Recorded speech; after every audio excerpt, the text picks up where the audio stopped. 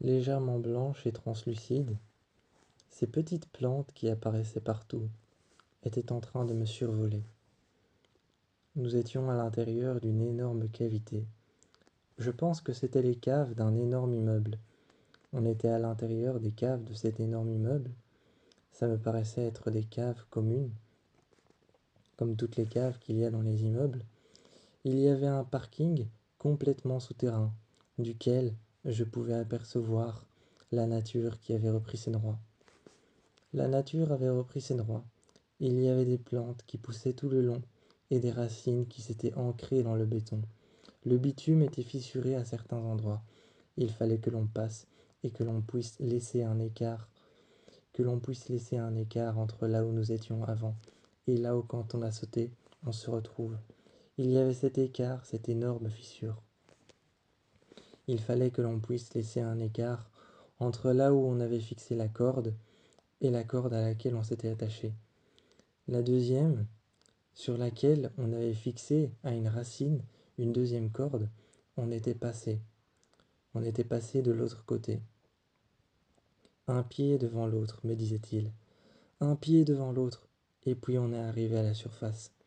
À la surface, une énorme plante blanche, dans laquelle je pouvais voir ses veines, et dans laquelle je pouvais voir quelque chose qui ressemblait à un cœur, ou plutôt à une bestiole, à un mini-monstre rouge, et qui battait, de la même manière, à la même cadence qu'un cœur.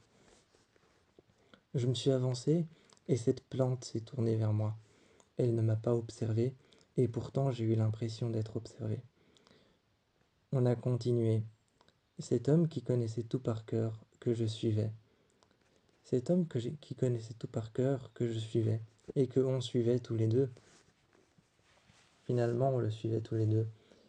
On savait peu de choses de tout ce qui se passait. On savait peu de choses, et on ignorait. On marchait et on retrouvait parfois des cerfs blancs, avec des yeux rouges. On retrouvait parfois des animaux noirs, alors qu'ils devaient être blancs. On retrouvait parfois d'autres plantes qui avaient poussé et qui détruisaient les façades qui s'effondraient. Les façades qui s'effondraient, qui s'enfonçaient dans le sol, la terre qui se détruisait, le monde qui devenait petit à petit, un terrain de jeu pour la vie et pour la faune et la flore. Le monde devenait un terrain de jeu pour la vie, pour la faune, la flore.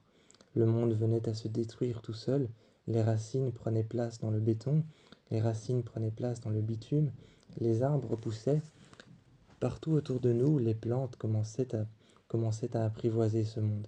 Derrière, les immeubles, les meubles, et tout ce qu'il y avait dans les maisons abandonnées. Les maisons abandonnées avec un poste de télé allumé. Tout ça avait été abandonné. Les personnes qui étaient en train... Il y avait 4 personnes, les personnes qui étaient encore vivantes, ou qui étaient encore ne serait-ce qu'un peu vivantes, étaient sur leur fauteuil. Dans leur bouche, des racines qui se dispersaient jusque dans la gorge.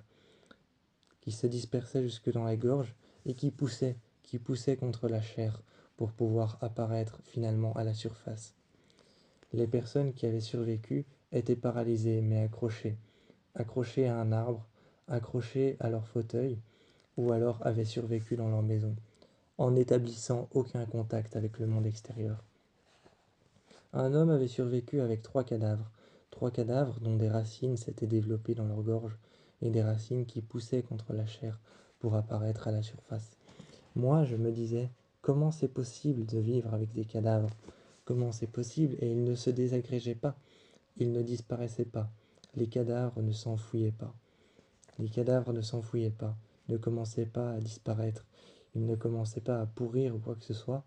La nature et le climat dans lequel la nature poussait, les maintenait à rester humains, à rester vivants. Quelque part, tout ce qui poussait à l'intérieur d'eux les poussait à ne pas pourrir, les poussait à ne pas se désagréger et à ne pas se mettre en un état de décomposition.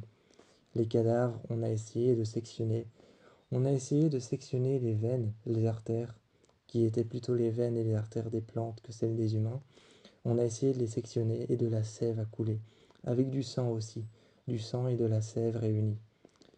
On a essayé de rejoindre les personnes. On a essayé de rejoindre les personnes encore en vie, souvent accompagnées de cadavres et souvent accompagnées de personnes mortes. Mais c'était plus compliqué qu'on ne le pensait. Il fallait à chaque fois qu'on coupe les veines, qu'on coupe les branches qui avaient poussé dans leur gorge et qu'on les dégage et les ressorte.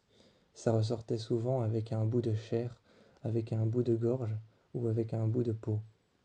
Mais peu importe, on essayait de sauver toutes les personnes qui étaient encore en vie. On avait appelé ça l'Ixerius. C'était une forme de vie qui s'introduisait dans les humains. Et souvent on retrouvait les cadavres avec des plantes à l'intérieur de l'estomac. À l'intérieur de l'estomac, à l'intérieur de l'intestin, ou des plantes qui s'étaient diversifiées à l'intérieur des corps.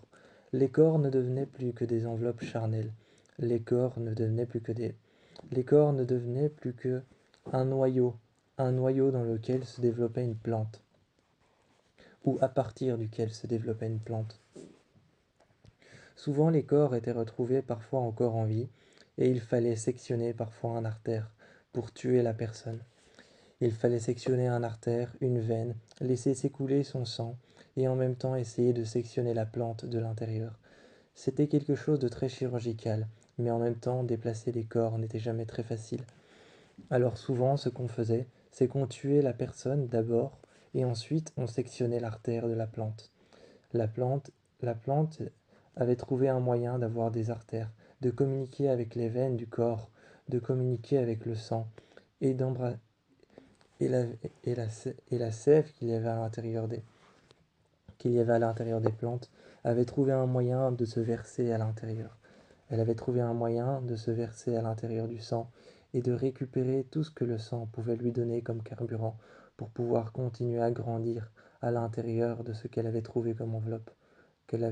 Ce qu'elle avait trouvé comme enveloppe était souvent une femme, un homme ou alors un enfant. Les enfants étaient les plus rarement atteints parce ils n'avaient pas encore de cellules souches assez grandes ou alors même un organisme assez grand, assez bien nourri. Souvent on retrouvait des femmes d'une trentaine d'années ou des hommes d'une cinquantaine d'années. Peu importe la race, le genre ou les types. Un jour on a même retrouvé un couple marié, accrochés l'un à l'autre et tailladés au niveau des veines, à cause au niveau des veines, une plante qui avait poussé et qui avait creusé un passage dans leur poignet, juste au niveau de leur poignet, là où se trouvaient les os qui ressortent un peu.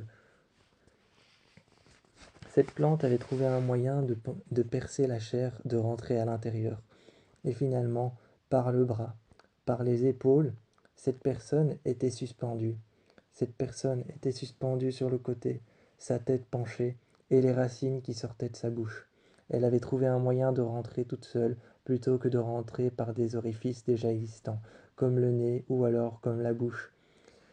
Les femmes, les humains qui restaient en vie devenaient finalement des poches dans lesquelles se développait la vie, des poches dans lesquelles se développait, dans lesquelles se développait notre vie existante. Existante maintenant, notre vie existante, c'était une forme de survie pour l'humain. Mais la vie existante que l'on connaissait avant avait disparu. Maintenant, il fallait survivre et ne pas être une poche ou ne pas être une enveloppe pour tout ce qui se développait sur Terre. La faune et non la faune et la flore étaient en train de trouver un autre moyen de vivre, vivre à l'intérieur des humains. Nous transportons la faune et la flore. Pour la faune, on transportait leurs bébés. On